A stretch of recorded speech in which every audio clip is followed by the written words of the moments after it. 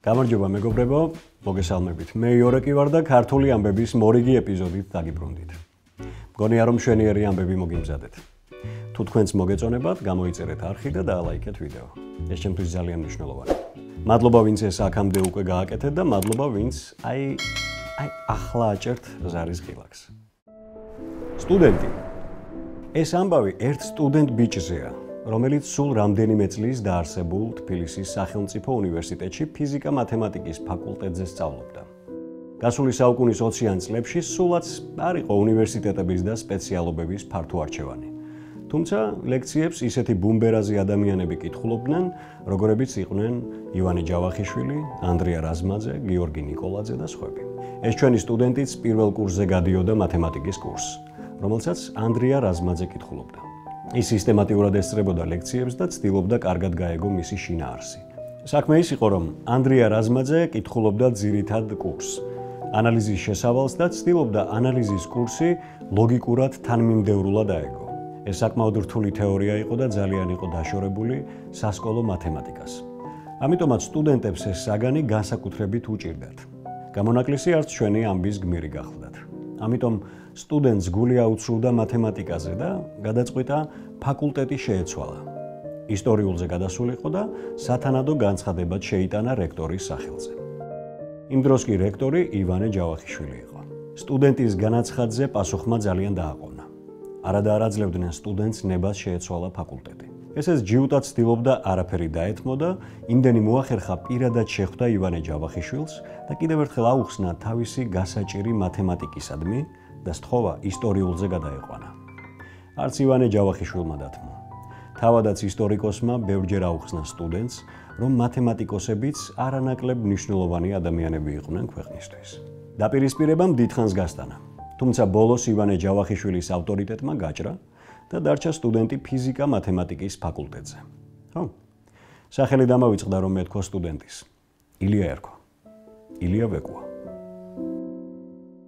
რას ვიზამთ? არ გაუმართლა ისტორიკოსებს, თუმცა იგივეს ვერ ვიტყვით მათემატიკოსებზე. წითელი და თეთრი პერანგები. დედაენის დღე ხომ ვიცით არა? 14 აპრილი. 1978 წლის 14 აპრილს თბილისში ხალხმრავალი დემონსტრაცია გაიმართა. საქმე ის იყო, რომ რუსებმა მოინდომეს ახალ საკონსტიტუციო პროექტიდან ამოეღოთ მუხლი, რომელიც ქართულ ენას სახელმწიფო ენის სტატუსს ანიჭებდა. მის ნაცვლად კი შეიტანეს მუხლი, რომლის მიხედვითაც ქართულ ენასთან გათანაბრებული უფლებები ექნებოდა რუსულ ენასაც. მარტში ეს ახალი პროექტი გაზეთებში დაიბეჭდა და დაიწყო განხილვა სხვადასხვა დაწესებულებებში. კონსტიტუციაში შესატან ცვლილებას ერთ-ერთმა პირველმა აკაკი ბაქრაძემ მიაქცია ყურადღება. ამას მოყვა უნივერსიტეტის სხვადასხვა კათედრებზე კრიტიკული გამოსვლები. საბოლოოდ კი მასშტაბურ პროტესტში გადაიზარდა. თესეუდან დაწყებულ საპროტესტო გამოსვლებს სხვა უნივერსიტეტებიც შეუერთდნენ. აზვირთდა და აბობოქრდა პროტესტის ტალღა. სამწუხაროდ იყო განხეთქილებად საზოგადოებაში. ნაწილი მხარს უჭერდა პროტესტს, ნაწილი კი ხელისუფლების პირდაპირ დავალებას ასრულებდა და ვითომ ახალგაზრდების ბედზე მზრუნველები პროტესტის წინააღმდეგ გამოდიოდნენ. საბჭოთა ტერორის მიუხედავად 14 აპრილს უნივერსიტეტის ეზოში უამრავი ადამიანი თვითნებურად შეიკრიბა კონკრეტული ორგანიზატორების გარეშე და მთავრობის სასახლისკენ დაიძრა. არანაირი გარანტია არ არსებობდა, რომ მთავრობა ძალას არ გამოიყენებდა. მომიტინგეებმაც იცოდნენ, რომ თბილისში შემოყვანილი იყო სამხედრო ტექნიკა, თუმცა უკან დასახევი გზა არ იყო. სასწორზე ქართული ენის ბედი იდო. შესაბამისად, მომიტინგეები სიცოცხლის რისკის ფასად დადგნენ ერთმანეთის გვერდზე. ფილოლოგი ციცო არზიანი იხსენებს იმ დღის დიალოგს თავის მეგობარ მიხეილ ქურდიანთან. ახალგაზრდები სიკვდილისთვის ემზადებოდნენ. მიუხედავად ამისა, მეგობრებს ასეთი კამათი მოსულიათ. მიხეილ ქურდიანის აზრით უნდა ჩაეცვათ თეთრი პერანგები, რათა კარგად გამოჩენილიყო სისხლის კვალი. ციცოს აზრით კი წითელი პერანგები ჯობდა. წითელი პერანგები უნდა ჩავიცვათ, წითელი ფერისთვის უნდა ვასროლინოთ რუსებს. არა, თეთრი პერანგები, არა, წითელი პერანგები. წარმოიდგინეთ თავგანწირული ახალგაზრდები, რომლებიც სიცოცხლეზე კი არ ფიქრობდნენ, არამედ იმაზე თუ როგორ უნდა გამოიყურებოდნენ სიკვდილის დროს. რომელი ფერის პერანგი უფრო ეფექტური იქნება? ვერ შეთანხმდნენ. საბოლოოდ ორი მეგობრიდან ერთი წითელ პერანგში იყო გამოწყობილი, მეორე თეთრში. თუმცა გვერდი დგნენ ხელჩაკიდებულები. დასჯილი ბავშვი. ეს ამბავი ლანა ღოღობერიძეზეა. ცნობილ ქართველ კინორეჟისორს მშობლები ყავდა რეპრესირებული. მამა ლევან ღოღობერიძე 37 წელს, როგორც უამრავი ხელოვანი, უდანაშაულო ადამიანი, სამშობლოს ღალატის ბრალდებით დახვრიტეს. ხოლო ლანას დედა ნუცა ღოღობერიძე გადაასახლეს, როგორც სამშობლოს მოღალატის ცოლი. სხვათა შორის ნუცა პირველი ქალი რეჟისორი იყო საბჭოთა კავშირში. თუმცა ვის რაში აინტერესებდა მაშინ ხელოვნება არა. პატარა ლანა კი სკოლაში სწავლობდა ამ დროს. ბეჯითი მოსწავლე იყო და განსაკუთრებით უყვარდა ლექსების მოყოლა. სკოლაშიც თუ სადმე რამე ზეიმი იმართებოდა, გამოიყვანდნენ სცენაზე პატარა გოგონას და ისიც დიდი სიამოვნებით რამდენიმე ენაზე ყვებოდა ლექსებს. ერთ-ერთ 1 მაისის ზეიმზე ოფიციალური პირებიც იყვნენ მიწვეულები. ლანაც ემზადებოდა სცენაზე გამოსასვლელად. წინასწარ იყო გაფრთხილებული, რომ წაიკითხა ვიქტორ ჰიუგოს ლექსი ბარიკადებზე, ქართულადაც და ფრანგულადაც.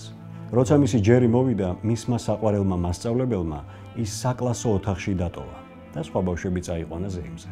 დიდხანს უცდიდა პატარა ლანა მასწავლებელს.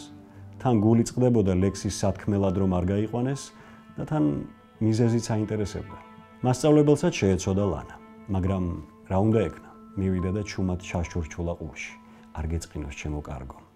ჩვენ უფლება არ გვაქვს ვათქმევინოთ ლექსი ბავშვს, რომელსაც მამა ჰყავს დაჭერილი. შენ კი მამაც დაჭერილი გყავს და დედაც. ამ წინადადების აზრი ხომ საშინელებაა და კატასტროფა. თუმცა რა გინდოდა გეკნა?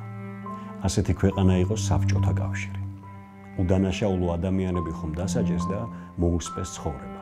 ამასთან ერთად დასაჯეს მათი უდანაშაულო შვილიც. ლექსი არ წააკითხეს.